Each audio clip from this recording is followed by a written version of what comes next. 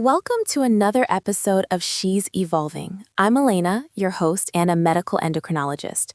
For years, my life was measured in 15-minute intervals, patient after patient, lab result after lab result. I was living at a pace that my body eventually refused to sustain.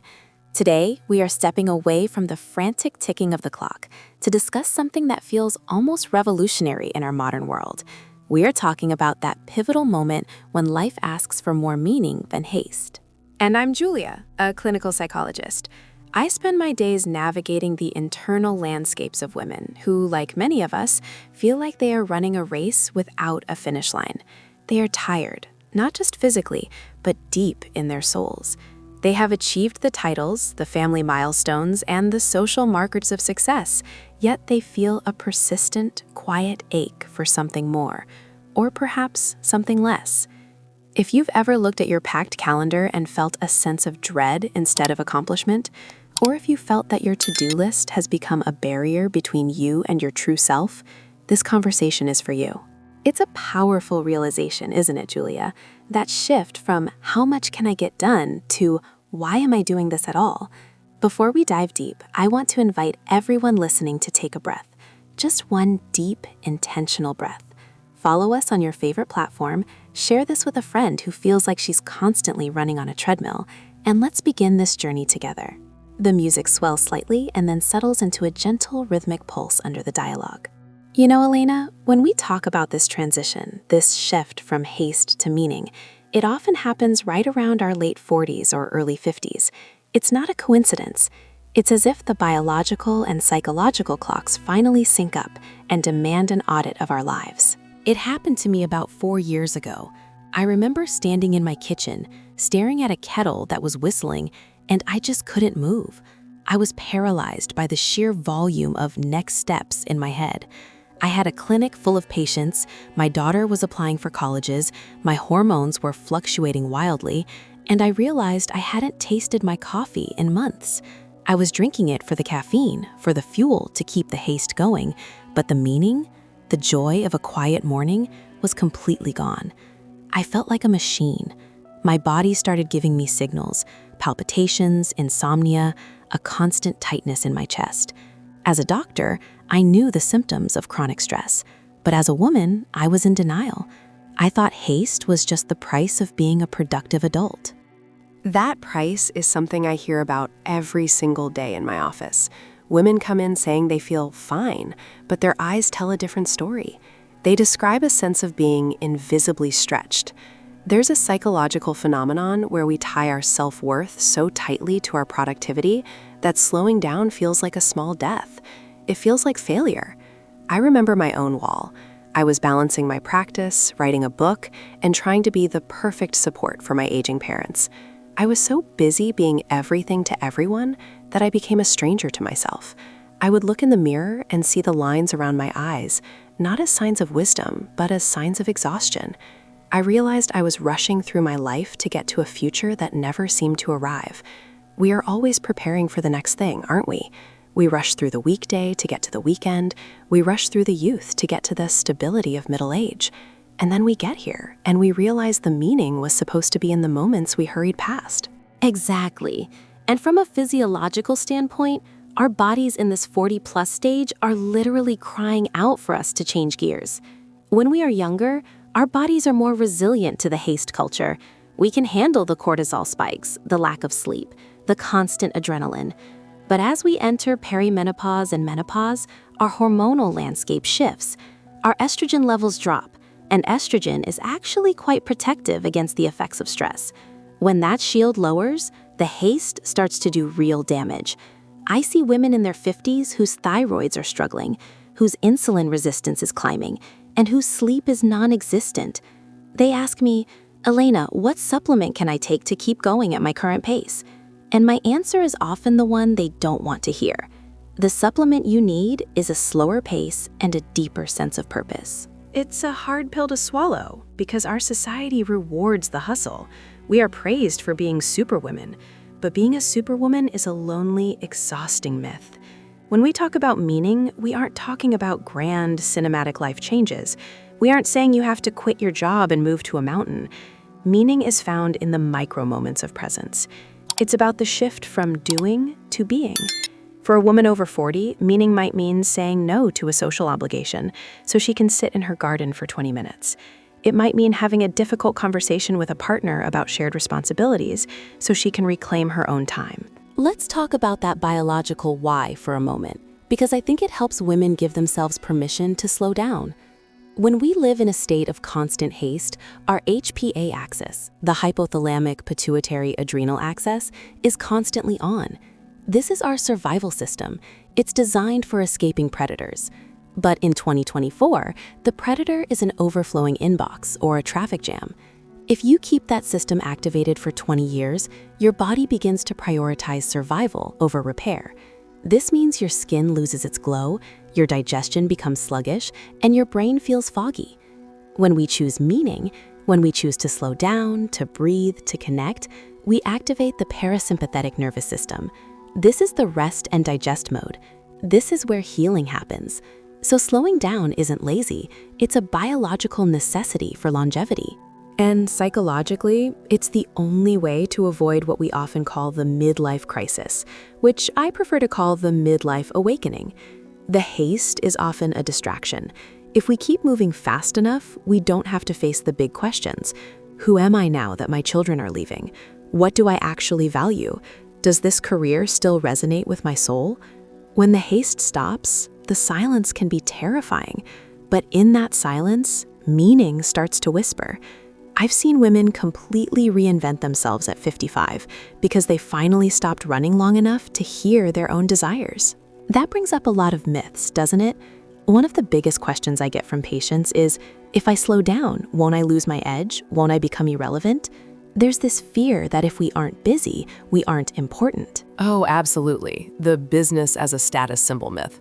We've been conditioned to respond to "how are you?" with "so busy," as if it's a badge of honor. But being busy is not the same as being productive, and it's certainly not the same as being happy. Another myth is that meaning is a luxury for those with money and time. But I've seen women in very stressful, low-income situations find profound meaning in small rituals, a specific way they make their tea, a walk they take, the way they mentor a younger colleague.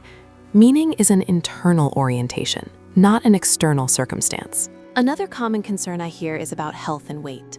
Women think, if I don't rush to the gym for a high-intensity workout, I'll gain weight. But actually, for many women over 45, that high-intensity haste is raising their cortisol so much that their body is clinging to belly fat for dear life. Sometimes the most meaningful exercise is a slow, mindful walk or a restorative yoga session that tells the body, you are safe, you can let go. We have to debunk the idea that harder and faster is always better. Let's talk about libido and relationships too. This is a big one. I often get asked, Julia, is it normal that I just don't have the energy for intimacy anymore?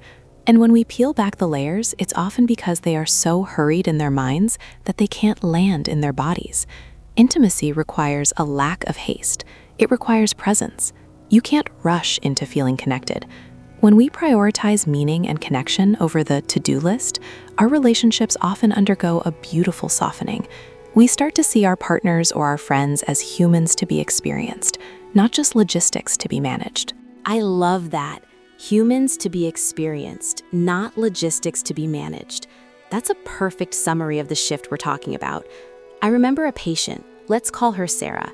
She was 54, a high-level executive, and she came to me for fatigue. We did all the tests, thyroid, iron, B12, everything was normal in the clinical sense. But she was exhausted. I asked her, when was the last time you did something that had no purpose other than your own enjoyment? She looked at me like I was speaking a foreign language. She had forgotten how to exist without a goal. We worked together not just on her diet, but on her meaning to haste ratio. She started taking a pottery class.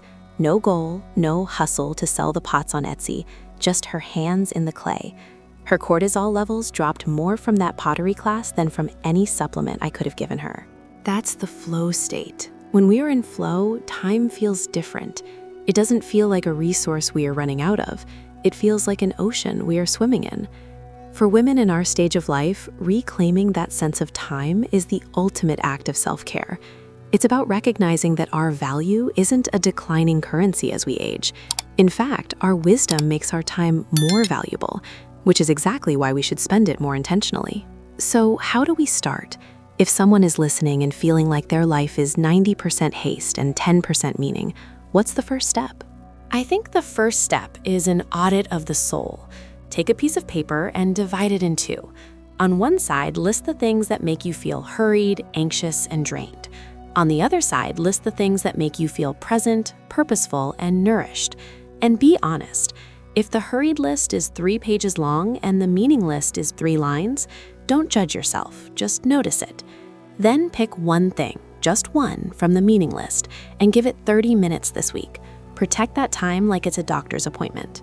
And from my side, I'd say listen to the whispers of your body before they become screams. That tension in your jaw, that digestive upset, that 3 a.m. wake-up call where your mind starts racing, those are signals that the haste is winning. When those things happen, don't just push through. Stop, even for 60 seconds. Put your hand on your heart, feel it beating, and remind yourself, I am more than what I accomplished today. We also need to talk about the sandwich generation pressure. So many of us are caring for teenagers and aging parents simultaneously. The haste feels mandatory. But even in the midst of caregiving, meaning can be found in the quality of the care rather than the quantity of the tasks. It's okay to do less so that you can be more for the people you love. A stressed, hurried daughter is less present than a daughter who does 3 things instead of 10, but does them with a calm heart. It's about the evolving part of our podcast name, isn't it? Evolution isn't always about getting bigger, faster, or stronger. Sometimes evolution is about becoming more refined, more focused, and more intentional. Like a fine wine, it doesn't get better by being rushed. It gets better by sitting still and developing its complexity. I love that metaphor. We are in our complex years, Elena. We have the layers, the history, and the depth.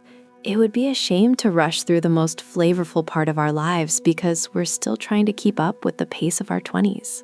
As we start to wrap up this conversation, I want to leave our listeners with a thought. Your body is not a machine that is breaking down. It is a living organism that is asking for a new environment. It is asking for a world where meaning is the primary fuel. When you choose meaning over haste, you aren't just making a lifestyle choice. You are making a health choice. You are lowering your inflammation, balancing your hormones, and protecting your heart. And you are reclaiming your joy. You deserve to inhabit your life, not just pass through it on your way to something else. You are allowed to take up space. You are allowed to move slowly.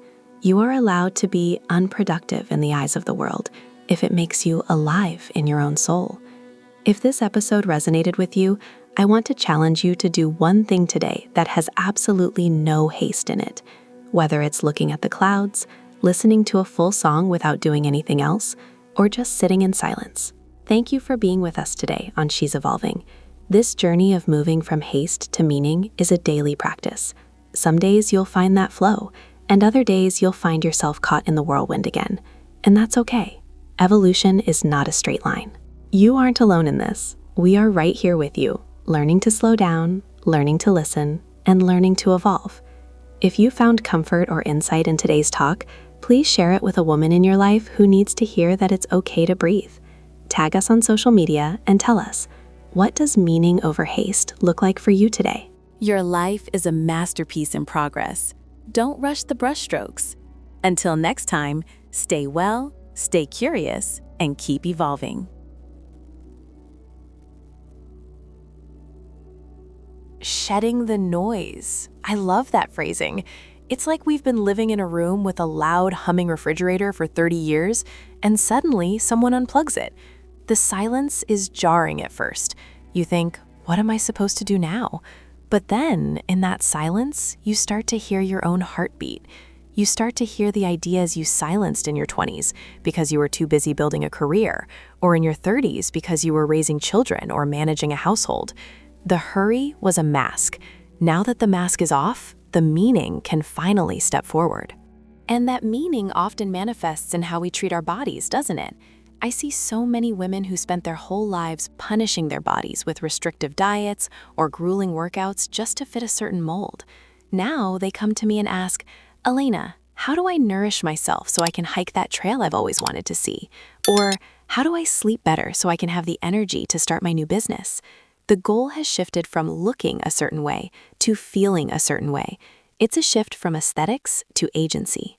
It's the difference between how do I look to others and how do I feel to myself. And that transition isn't always easy. We have to grieve the younger version of ourselves. I often tell my patients that it's okay to miss your 30-year-old skin or your 40-year-old metabolism. That grief is real. But if you stay stuck in that grief, you miss the incredible liberation of the present. The hurry of youth is often a search for identity. The meaning of maturity is the acceptance of identity. Exactly. And let's talk about another big myth, the idea that we lose our edge or our sharpness. I actually find that my patients in their 50s and 60s are some of the most focused people I know.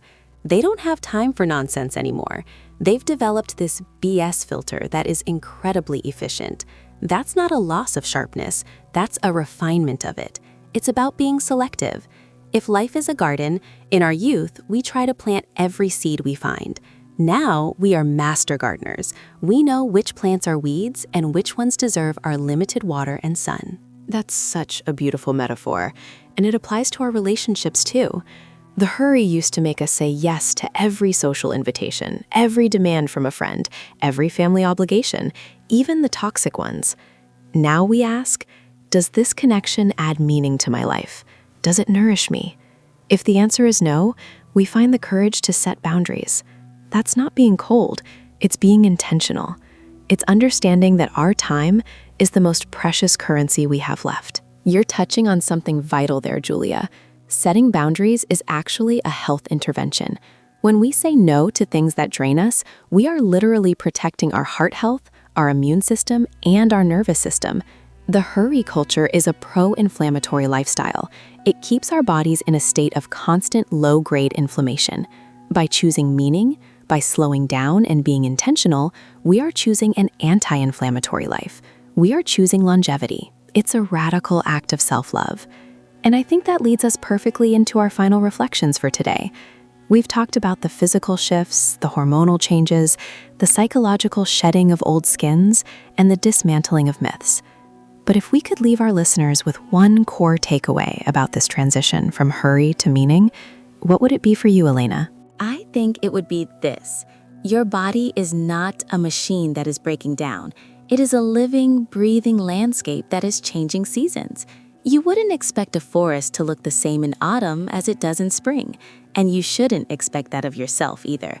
Embrace the autumn of this phase. It is where the colors are the richest and the harvest is gathered. Don't rush through it.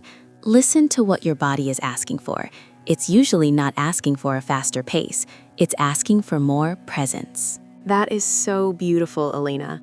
My reflection is very much in harmony with yours. I want every woman listening to know that her value is not tied to her productivity or her speed.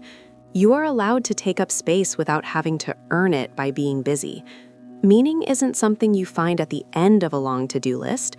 It's something you experience in the pauses between the notes. Give yourself permission to pause. Give yourself permission to evolve into this new version of you, even if she's a stranger at first. She has so much wisdom to share with you. She really does. And to all of you listening, thank you for being part of this conversation. It's not always easy to face these changes, but doing it together makes all the difference. If this episode spoke to you, if it made you feel a little less rushed and a little more understood, please share it. Send it to that friend who is always running, or to your sister who is struggling with her own new reflection in the mirror. Yes, let's keep this circle growing. We are all evolving, and there is so much beauty in that process when we stop trying to outrun it. Follow us on our social channels, subscribe to She's Evolving, and leave us a review. It helps other women find this community of support and honesty. Remember, your body is your home, and it's okay if the decor is changing.